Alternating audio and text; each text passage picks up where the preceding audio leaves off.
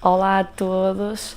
Antes de mais, quero agradecer a todos que estão desse lado, a seguir e a partilhar o meu canal, e um agradecimento especial para todas aquelas pessoas que me têm enviado mensagens a partilhar as suas experiências e a dar-me uma força e um carinho enorme. Hoje vou falar-vos sobre o aborto retido. Ora, quem me conhece sabe que eu nunca fui de baixar os braços e sempre encarei os desafios e os obstáculos como aprendizagem, como lições. E então, se a vida e Deus me tinham dado uma nova oportunidade, eu não poderia deixar que os meus medos falassem mais alto.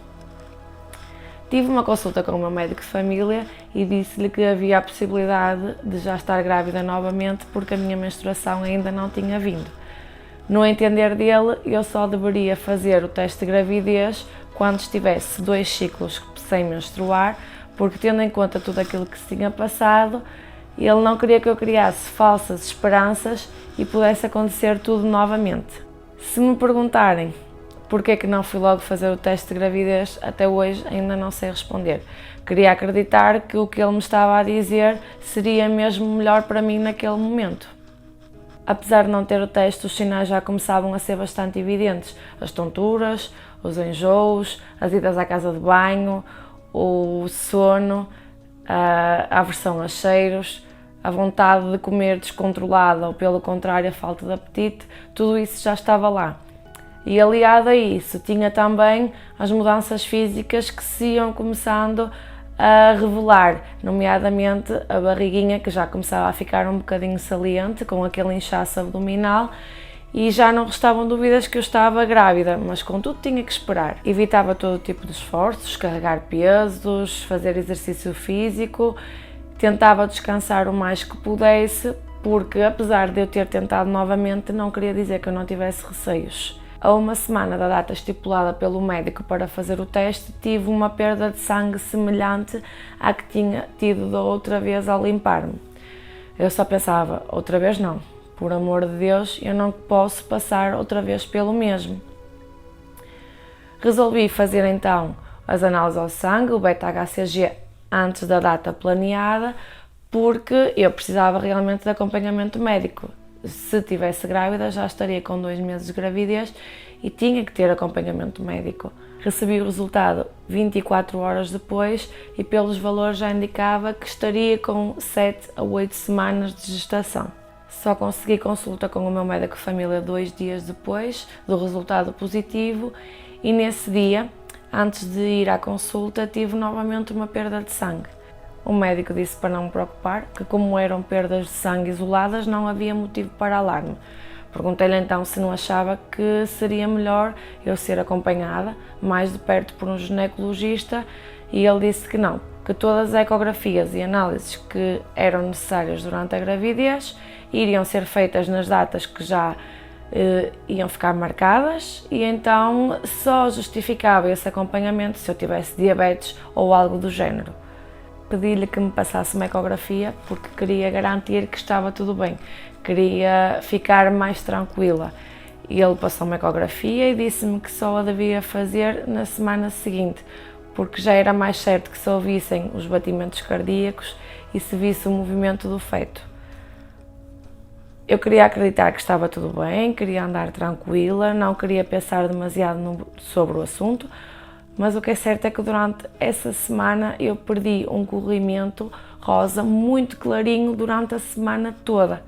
Pesquisei imenso sobre o assunto, sobre o que poderia ser, qual era o significado daquele corrimento cor-de-rosa, mas como podem calcular não me ajudou em nada, muito pelo contrário. Cheguei ao ponto de falar para a minha barriga, a pedir por favor não me abandones, fica comigo desta vez. Eu irei fazer todos os possíveis para que corra tudo bem.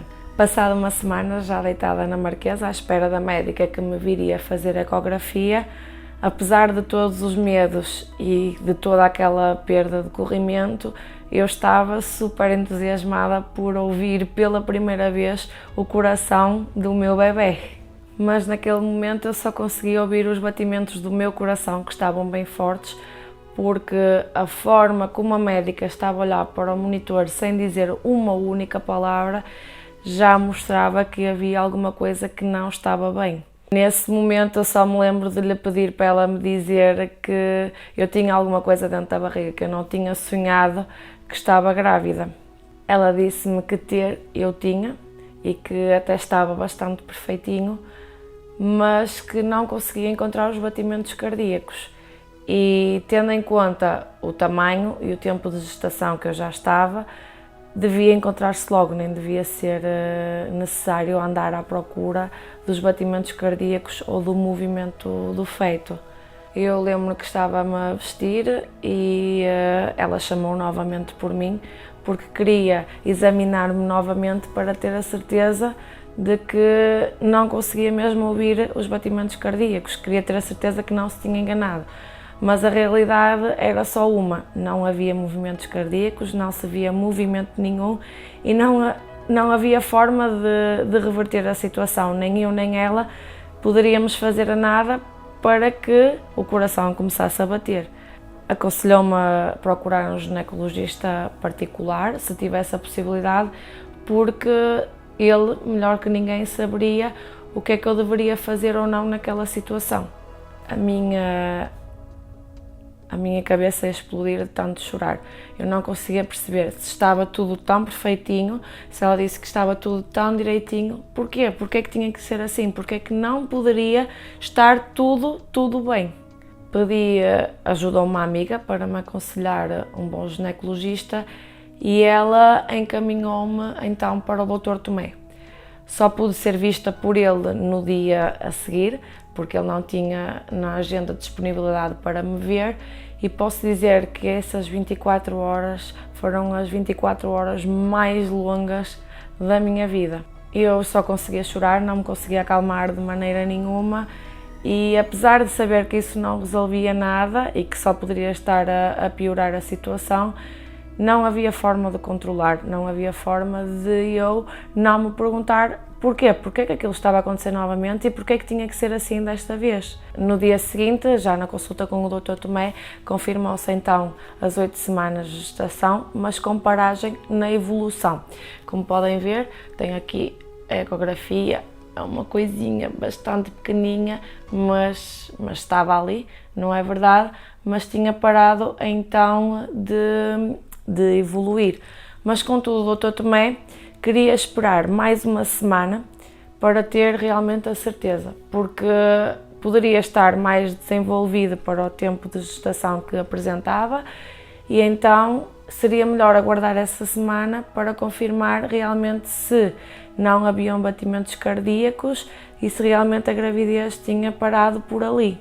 Ele alertou-me, contudo, que não queria estar a dar-me uma falsa esperança, apesar de haver ali 1% de hipótese de vir a surgir o batimento cardíaco, e disse-me que se por acaso durante essa semana eu tivesse alguma hemorragia assim intensa, para ligar logo, porque significava que estava então a começar a ter o processo de abortamento.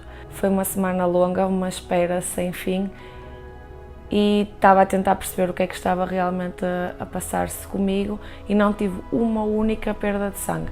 Não queria criar demasiadas expectativas, mas o facto de não estar a perder sangue e o facto de haver ali 1% de hipótese de as coisas poderem vir a correr bem, só me faziam acreditar que um milagre poderia acontecer. Uma semana depois chegou então a confirmação de que não havia nada a fazer, que tinha parado mesmo de desenvolver às 8 semanas de gestação e só restavam 2 opções.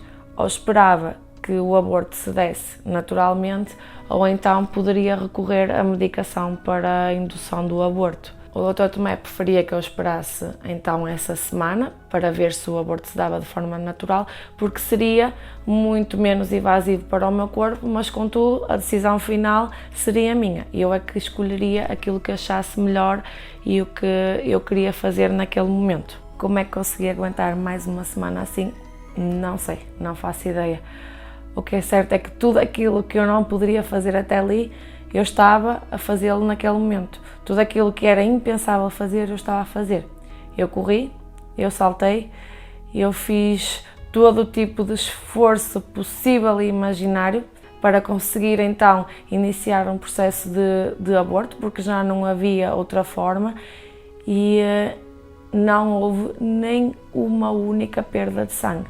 A frustração começava a apoderar-se de mim, porque eu não queria perder sangue e estava a perder. E agora que eu estava a fazer de tudo para que isso acontecesse, não estava a acontecer, não saía nada de nada. No final de um dos treinos senti uma comichão terrível no peito e passei a mão e quando olhei vi que tinha pele. Olhei e quando me apercebi já tinha os mamilos completamente gretados, coisa que nunca me tinha acontecido.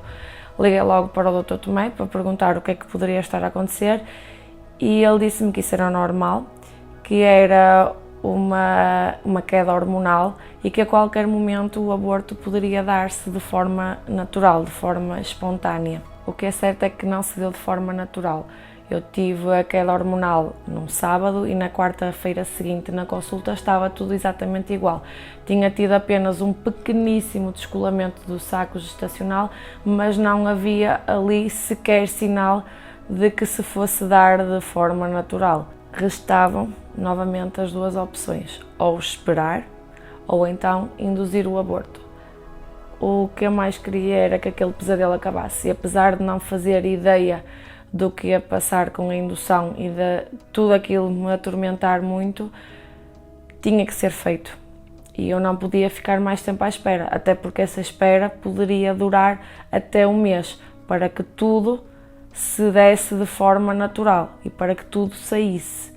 O doutor também encaminhou-me então para o CMIN, o Centro Materno Infantil do Norte, para dar início ao processo de indução do aborto e disse-me na altura que não compreendia como é que eu, grávida de 2 meses, 8 semanas de gestação, digamos assim, não tinha tido qualquer tipo de acompanhamento e que a partir dali para a frente ele queria acompanhar todo o meu processo.